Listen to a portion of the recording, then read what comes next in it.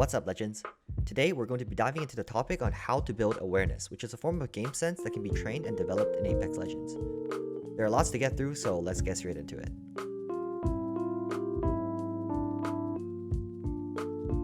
The first step to building your awareness in game is switching your focus from mechanics to information and getting used to making decisions based on information.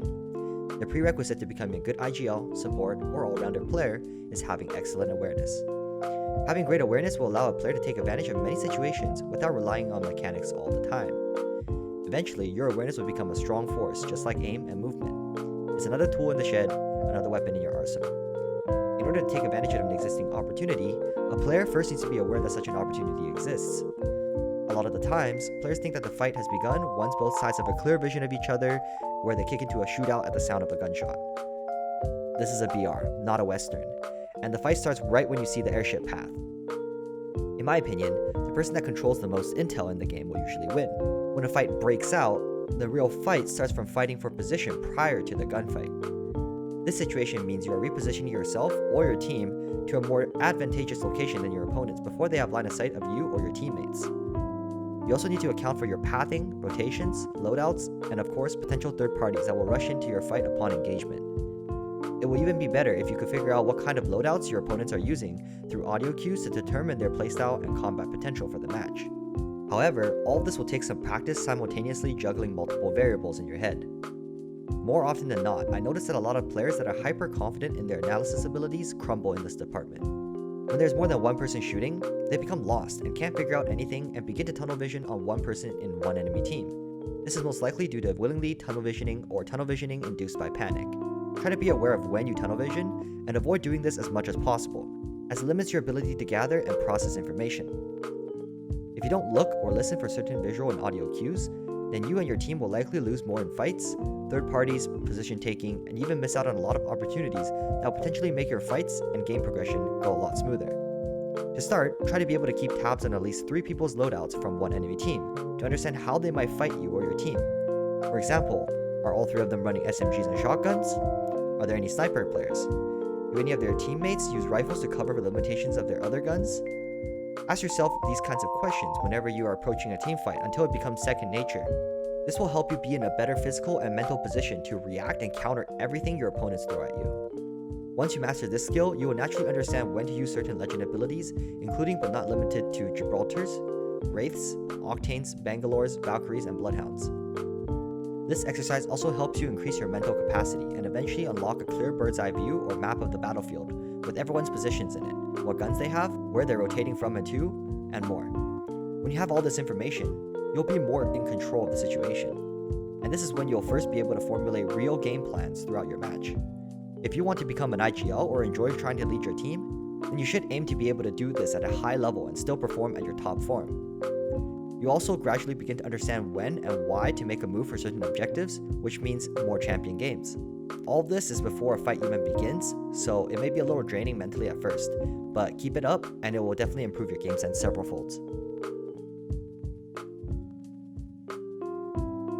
Once you get a little bit more used to the skills mentioned above, try formulating a game plan for yourself or your team and actually following it. This will test your game sense and will signal to you what parts of your plan work and parts that don't. This is when you'll first be able to see gameplay from what I call a game sense perspective, instead of trying to simply overpower your opponents with mechanical skills.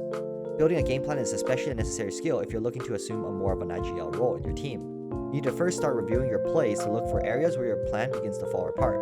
For starters, ask yourself why and what variables contributed to your loss, and see if you can account for these variables in the future. This could mean giving more time for you or your team to be doing certain things compared to last time. Through this trial and error, you'll begin to understand your playstyle, your teammates' playstyle, and reasoning for why they want or don't want to do certain things in the game. This goes a long way to developing a playstyle and a team playstyle as well if you have a consistent group of people that you play with. What will likely happen is that your game plan won't go 100% as planned, and that's natural and it's alright. This is just an exercise to get you used to building game plans in your head, so eventually you'll be able to do it on the fly when a situation takes a turn. This exercise also helps you build your mental capacity as well. Following what was mentioned earlier, you eventually should be able to juggle multiple pieces of information in your head, such as the number of enemy teams, their loadouts, positions, rotations, your game plan, internal time to kill or TTK clocks, ability cooldowns, third-party locations, chokes, ring timer, and way more. This is what you are aiming for because the more you practice information gathering and processing abilities, you'll start to see the map in a different form. How I picture it in my head when I play, it's like a bird's eye view that stretches among different POIs, with everyone's locations marked on it, what legends they're using, loadouts, where they're potentially rotating to, along with all the information mentioned previously. Having this internal map and counters helps because it prepares the player for most situations, which reduces the risk of panicking or tunnel visioning in gunfights. Everyone will learn and process things differently, so make sure to find out for yourselves what works best for you in your head. Once everything is internally functional, work on communicating the pieces of information you have to your teammates and the randoms that you play with in pubs, even if they don't communicate to you. This will further develop the skills needed as an IGL or just an overall great player. Once you are better at doing this, you'll really start to appreciate yourself and the teammates that provide this kind of information to you while still doing top damage and kills on your team. That concludes my video on building awareness. I really hope this helps you all because I understand that everyone learns and thinks differently. These are some methods that worked for me and helped me to become a better player, but I understand that this may work for some of you and may not work for others. So please leave a comment down below the video about what you liked, disliked, what worked for you, and what didn't. And if you have any questions or thoughts you may have regarding the topic of awareness, please leave them down below as well. I'd love to hear your thoughts and comments about it. That being said, I'll see you on the next one, Legends.